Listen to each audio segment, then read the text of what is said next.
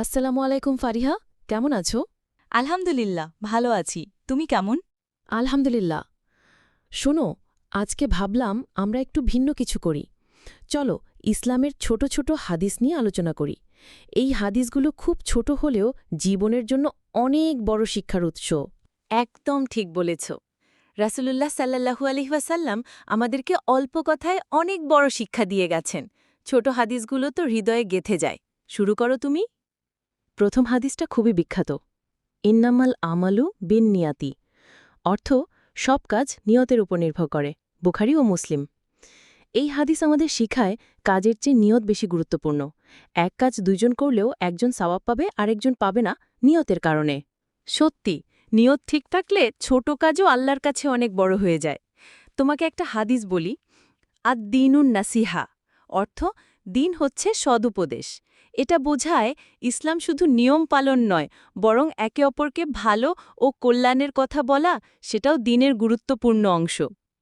ভীষণ সুন্দর হাদিস। আমি বলি, আল হায়াউ সুবাতুন মিনাল ইমানি, অর্থ লজ্জা হচ্ছে ইমানের একটি অংশ। বুখারি।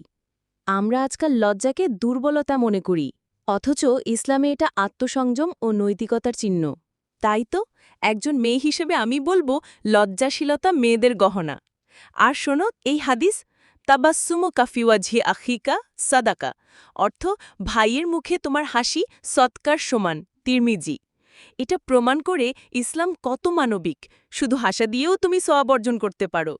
সত্যি, ইসলাম জীবনকে সহজ করে দিয়েছে।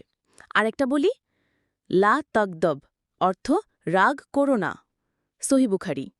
রাসূল সাল্লাল্লাহু আলাইহি ওয়াসাল্লাম বারবার বলেছেন রাগ করো না, কারণ রাগ অনেক ভালো সম্পর্ক ও আমল ধ্বংস করে দেয়। আমি অনেক সময় রাগ দমন করতে পারি না, এটা মনে রাখবো ইনশাআল্লাহ। আর শোনো এই হাদিস, মাল্লা ইয়াশকুরুন নাসা লা ইয়াশকুরুল্লহ, অর্থ যে মানুষকে কৃতজ্ঞতা জানায় না সে আল্লাহকেও কৃতজ্ঞতা জানায় না। তিরমিজি। আমরা তো মানুষ থেকে উপকার নিই, অথচ একটা ধন্যবাদ বলতেও ভুলে যাই। তুমি খুব সঠিক বলেছ। এই হাদিসটা শোনো, খাইরুকুম মান তাআল্লামাল কুরআনা ওয়া আল্লামাহু, অর্থ তোমাদের মধ্যে সেই উত্তম যে কোরআন শেখে ও শেখায়। বুখারি। আমি কোরআনের কিছু সূরা মুখস্থ করছি, এখন ভাবছি ছোট ভাইকে শেখাবো। এতে আমি দুটো সওয়াবই পাবো ইনশাল্লাহ।